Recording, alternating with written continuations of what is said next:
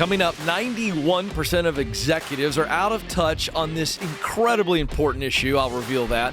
And then law firms are rescinding job offers over Harvard students' protest. We'll break it all down next. Let's go.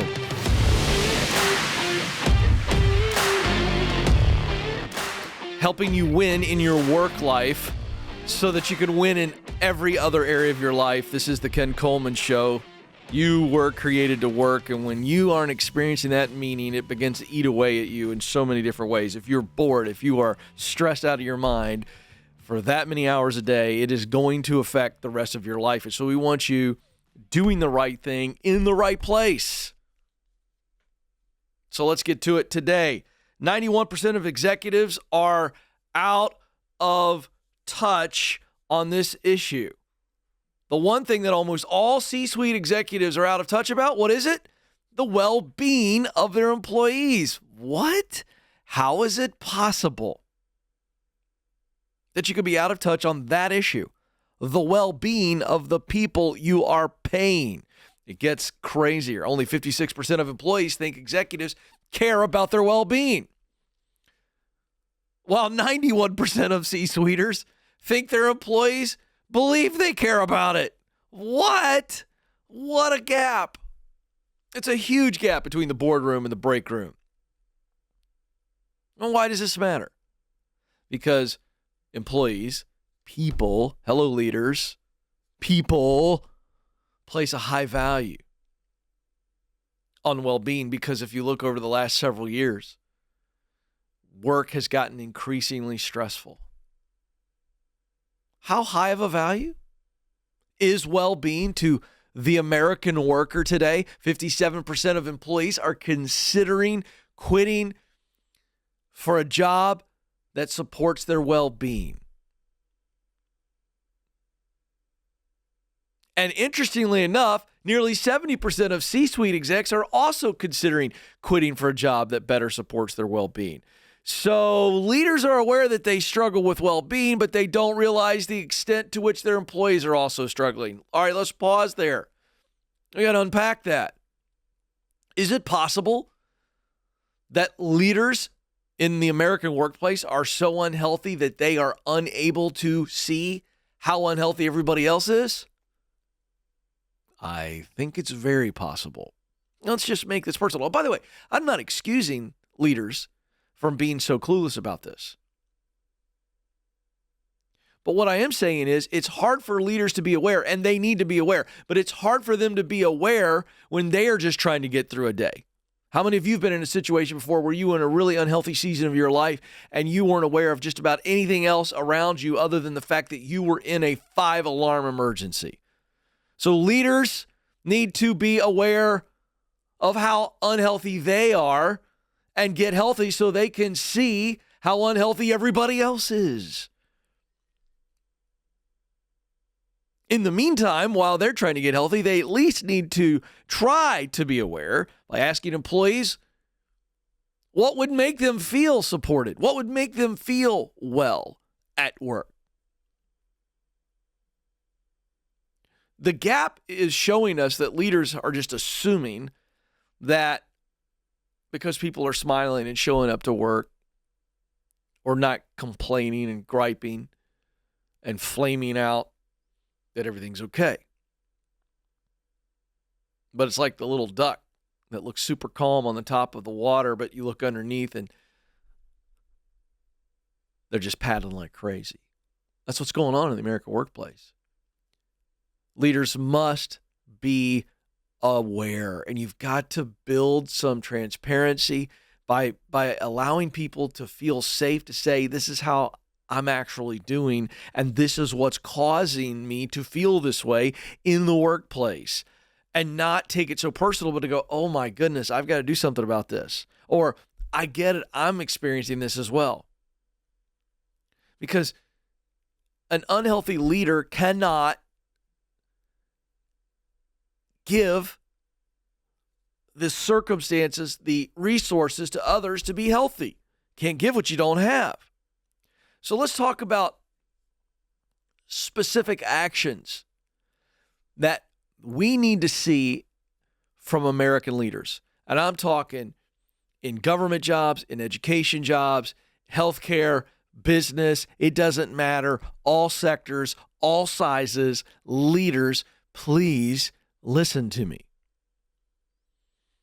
There are 3 human needs that must be met at work. And to the extent that they're not being met, it begins to break the person down, your employee. Oh, and you too. You too. These 3 human needs are meaning and purpose at work. We need to know for ourselves that the work we're doing matters. We need to be recognized for our unique contribution. By the way, most leaders don't recognize others because they haven't been recognized in a long time. The higher up the ladder you go, the less recognition you get because everybody goes, well, you got the status, you got this, you got that. And we forget that everybody needs that attaboy or attagirl. The 3rd human need that must be met. Because it's not enough just to go, okay, I've got some meaning. I see this. I see purpose in my work, my unique contribution. But I need a relationship with my leader. People need to know that their leader is coaching them, mentoring them, pouring into them. And so leaders need that. And to the extent that leaders, you are at the very top, then you need to make sure that you've got a mentor outside of the workplace. So leaders need these needs met. Employees need these needs met. Now, beyond those 3 human needs, that they see they're in a seat on the bus that is meaningful to them. They are recognized verbally, privately, and publicly for their unique contribution. They're praised, they're rewarded, they're recognized. And then a relationship. They need that coach-mentor relationship. Okay, but beyond that, leaders, you got to say, hey, do you have the resources? Think training. Do you have the tools? Do you have the time? I think there's 3 things. Do you have the training? Do you have the resources? Do you have the time? Leaders, you need to be asking people that. A leader who looks at the people on their team and says, hey, do you have the training? Have we given you the training for everything you're doing? Okay, great. Check. Do you have the resources? People on your team, tools necessary? Do you have resources to do what we're asking you to do? And then do you have the time to do it? Those 3 questions, super simple. They're going to reveal where people are stressed and why they're stressed. So why is this so important?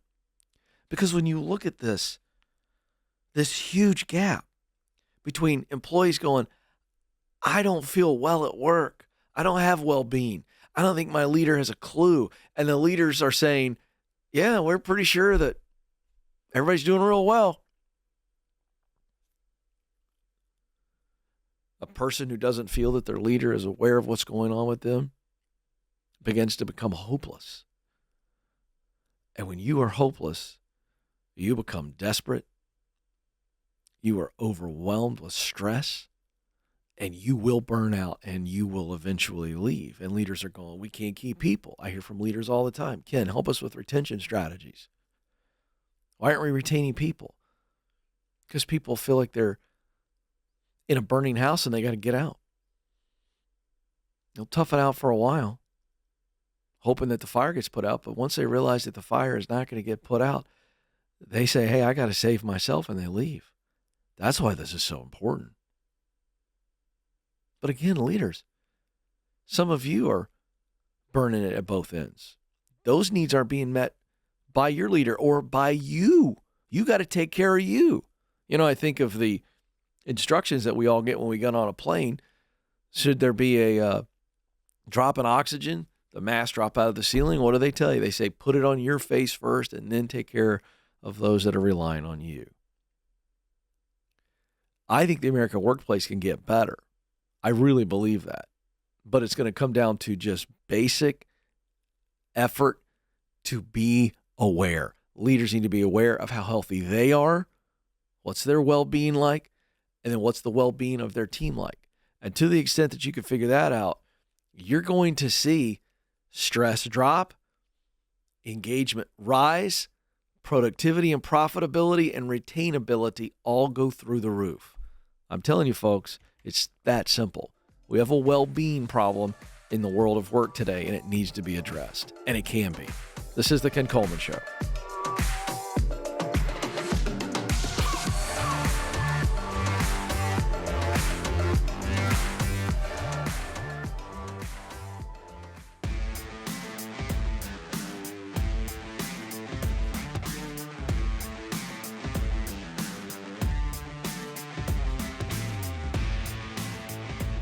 Welcome back to the Ken Coleman Show, where we talk all things work. We'll talk about the news. We'll talk about trends.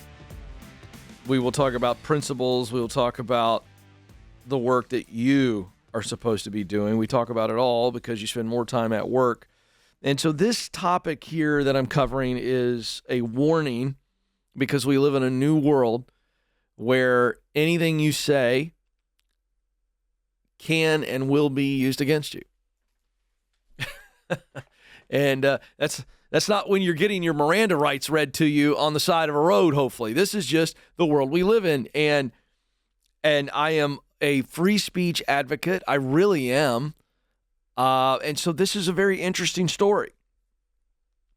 But there is a difference between the freedom to say whatever you want. And let me be very clear. We're in a very interesting time in history. And the things that one can say can be unbelievably controversial and insensitive. And yet, I believe in your right to say whatever you want to say. I am a person of faith. I'm conservative. Whatever. And you could say anything, and you could say anything to me. You are allowed, and I will fight for your right to offend the absolute snot out of me. I really will. You have every right to offend me. Now so that's free speech. It's protected under the First Amendment. Should be. But just because we're free to say whatever we want does not mean we are free from consequences. So you should be allowed to say it, but people can then react however they want to. I don't think anybody should take your right away. So let's enter in the story in the world right now. Hamas attacks Israel. Israel responds and is continuing to respond. Heinous attack by Hamas. And yet, a lot of people out there are saying, you know what? It's Israel's fault.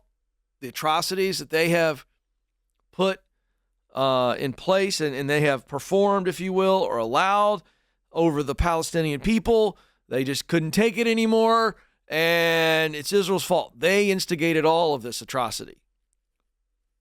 And I'm not here to comment on all that. That's been commented on enough. But here is the issue. Well, you know what? I will comment on it because people are going to say, well, let me tell you something right now. No matter where you stand on the Palestinian-Israeli conflict and occupation and Israel's independence and who owns the land and who has right to land, wherever you stand on that, let me tell you something right now. And let me just say this. I am very educated on the issue. I understand. I've got a lot of friends who are on a different side of this issue as it relates to Israel's rights to the land and what they've done to the Palestinian people. I've got a lot of friends who are very educated on it. Talk to me about it. And there's a lot of evidence of, well, this is not fair and this is not cool and this is dispute. Let me say this. There's a difference between nations warring against each other and terroristic attacks upon innocent people.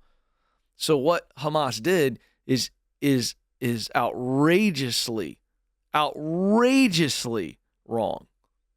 And anybody who disagrees with that, you need to check yourself. Women and children, off limits. Terrorism, off limits. So that's done there. Now, so this thing blows up. And so we have a lot of Ivy League schools that are very progressive, what they teach, what they allow. By the way, funded by Arab organizations. And so it's a pro-Palestinian or there is a very clear pro-Palestinian, pro-Hamas even, positions that are being talked about on American campuses. And so Harvard and Columbia specifically, there were some protests on behalf of the Palestinian people. And U.S. law firm Davis Polk, one of the largest law firms in the country, announced in an internal email that it had rescinded letters of employment for 3 specific law students at Harvard and Columbia. And it was because they were tied to organizational statements about Israel.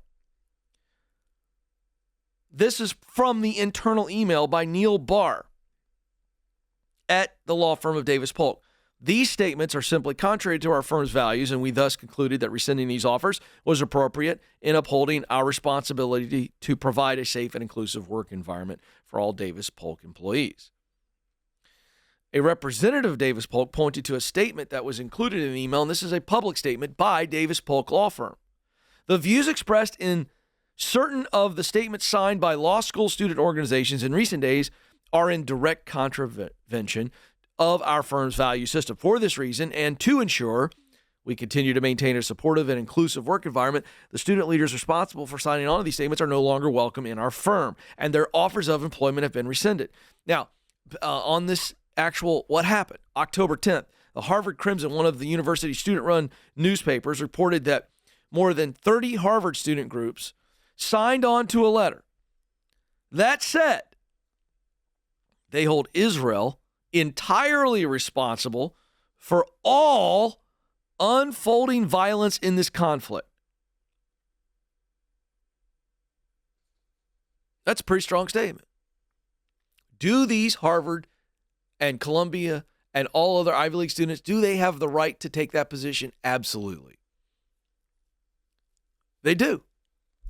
Is it crazy offensive to a lot of people? Yes. So I've seen a lot of my friends on the conservative side say, this shouldn't be allowed. You know, you can't have your cake and eat it too.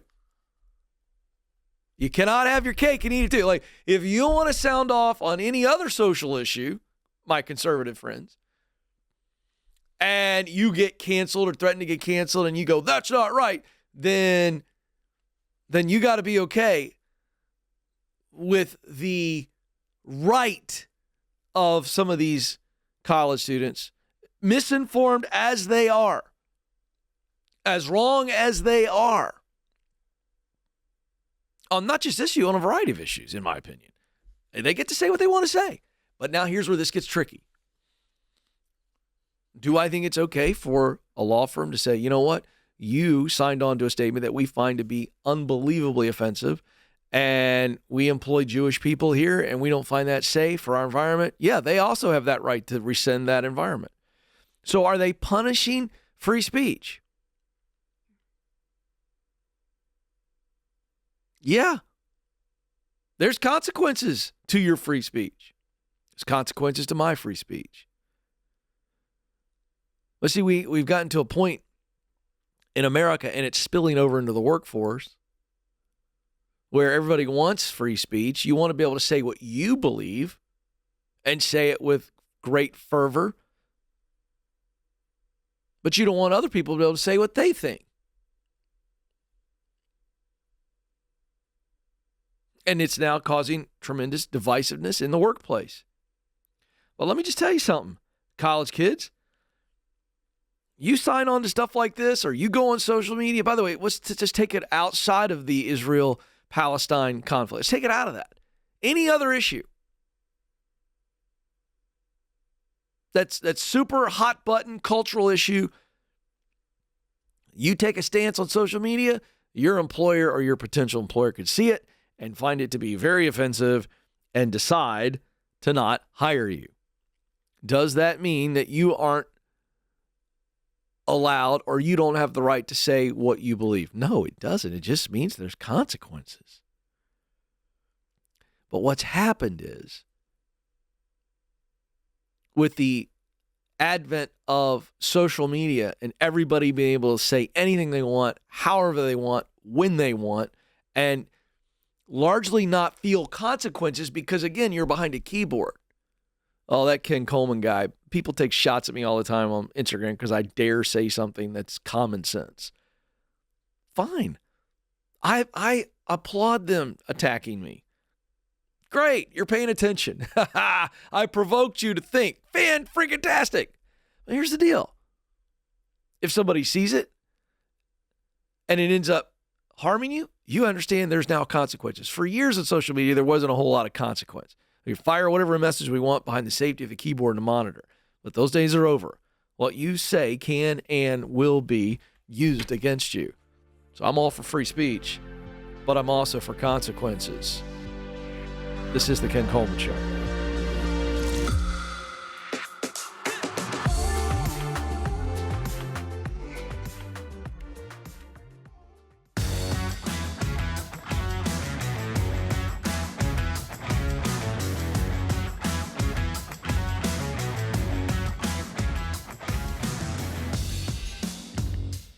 Welcome to the Ken Coleman Show. This is where you begin to realize that you, in fact, are unique, and we need you in the world of work. You've got something that the world needs. If you're enjoying the program, I would love for you to help us grow. You can do that by on YouTube, liking the video, subscribing to our YouTube channel, and sharing. And then if you're listening via podcast, give us a follow, a 5-star review, and share as well. Also, to the extent that you need to know that you were created to fill a unique role in your work, I'm here to tell you are. That means you are unique. That means you are very valuable, and it means that you've got a responsibility to show up. But you're going, what is that? Our signature tool to kind of help you get clear. Maybe it's just reconnecting to who you really are, self-awareness. It is the Get Clear Work Assessment, and it is only about a 20-minute session, if you will, with yourself. We ask the questions. All you got to do is be honest. And it's going to give you a purpose statement, a professional purpose statement based on what you do well, what you enjoy doing, and results that motivate you. And this is a game changer. It's called the Get Clear Work Assessment, kencoleman.com/assessment, kencoleman.com/assessment. Haley is now joining us in Chicago, Illinois area. Haley, you're on the Ken Coleman Show.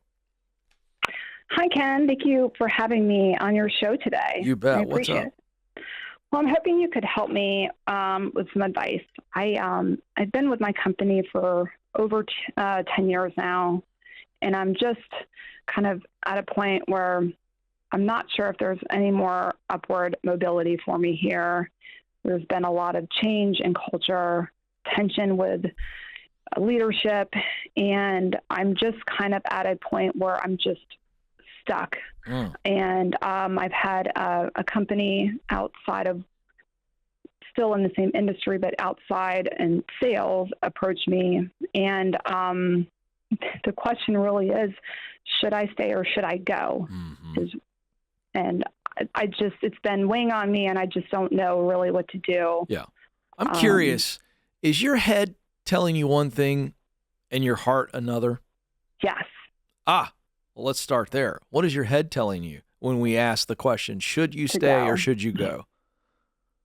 To go. Oh, your head's telling you to go. Mm-hmm. And what's your heart saying? To stay. Why? The only reason is because of the tenure, the higher leadership I'm close with, but they've kind of moved out. There's kind of a new team in place, and it's the comfortable. I know it's security in a sense. I've been here, like I said, for so long, and I just feel like, I'm invested. I worked my way up, and I don't want to let that go. Can I tell you that I think you got it wrong? I think you flipped it. I think your head is telling you to stay, because you don't want to let down those people that you have a relationship with. And this is really comfortable, and you know what you're going to be dealing with day in, day out, regardless of the frustrations. And I think your heart's going, we need a new challenge. We need an environment where we feel cared for, valued, challenged. Am I right or am I wrong in switching this up on you? I think you nailed it. Yeah.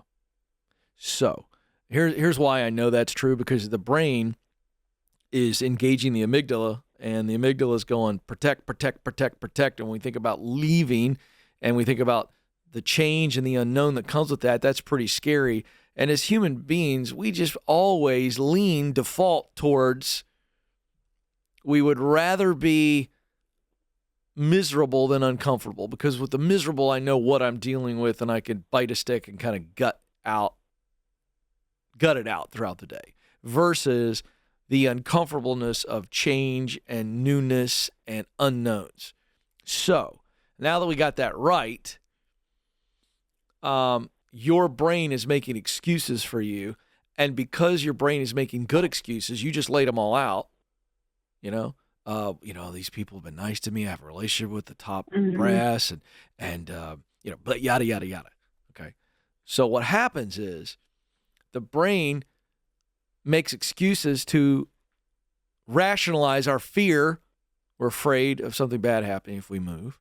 Our doubt, maybe we don't believe that there is something better for us out there. Our pride, gosh, I don't want them to say bad things about me if I leave. So what happens is the brain makes excuses for those voices, and then those voices take up ownership inside our head, and they begin to excuse us. Watch this. Excuses begin to excuse inactivity. We're not acting. We've been excused. Because these excuses sound really logical. Does that feel like maybe what's happening with you? Yeah. Okay. So we have to put those voices on the witness stand. Is there any evidence that these voices are true? That these voices are telling the truth, or are they lying? And so what happens is this is all a mindset game. And you go, okay, wait a second. Are those leaders going to say bad things about me and hate me if I leave? Probably not. Does it matter if your life is better? No, it doesn't matter. So you start walking through all this. So I think it's time. That's why you called me. Yeah. I think it's time. You have to listen to your heart here. And so now it's about, all right, I'm gonna make sure my head and heart, instead of them wrestling with each other, I got to get them on the same page. So now we're gonna go. We got to address the fear and the doubt and the pride, and we got to get the truth out there, and we change the narrative inside the head, and now the brain goes, okay, we're good. Nothing to be really afraid of. Nothing to be super doubtful of. Let's go, let's go, let's go, and now we're moving forward. So do you have alternatives? Do you have other paths? Do you see, well, the other company certainly is giving you an opportunity. Is it the right opportunity? And that's the thing. I mean, it excites me. It's similar to what I'm doing now, just on a sales side. So that's the fear in it. But there's just more potential. I think what is weighing on me is that I got to go back to the bottom. I'm starting brand new. Are you truly going to the bottom? I mean, it's kind of just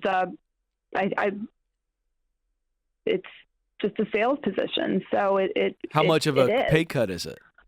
So the salary basically stays the same, but there's more potential to make great money. And I just don't have that now. But you're not going backwards. You know why? You're moving to a position where there's massive potential, which means you're moving to a ladder that still has rungs to climb, as opposed to you're standing at the top rung of the ladder now.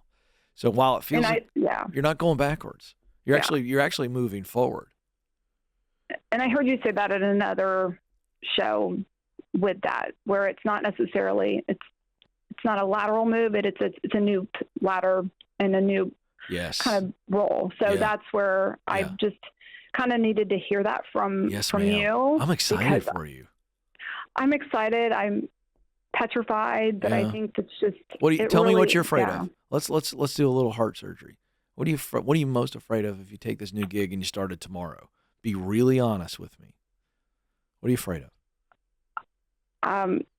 To let myself down, to not be able to, reach the goals that I. Okay, great. So what would need to happen for you to let yourself down in this new sales role? Give me some realities. This would have to happen for me to blow it and let myself down. Not do my job. Okay, what are the chances of you not doing your job? Slim to none. Yeah. You're good at sales, yes or no? I'm not doing it now. I mean, I feel like I know I could. I Of used course. to do it. You Yes. used to do it and you were good, yes or no? Yes. Okay. You're driven for a better future, yes or no? Yes. All right, then. Your fear is totally lying to you. There's no chance you're going to let yourself down. No chance. Here's the deal. You're just afraid of the unknown, Exactly. and that's okay. Can I just tell you, you got to take yourself back to first day of kindergarten, first day of middle school, first day of high school, first dates. Go back to multiple times in your life where you've done a first and it has freaked you out, and you got through it, yes or no? Yes. You did. So you can do it again, yes or no? Absolutely. I believe in you, Haley. I believe in you. I really do. So take some of my belief today and wear it like an awesome coat. You're awesome. This is the Ken Coleman Show. Press on. Thanks for listening to the Ken Coleman Show. For more, you can find the show on demand wherever you listen to podcasts and watch the show on YouTube. You can also find Ken across all social media by following @Ken Coleman.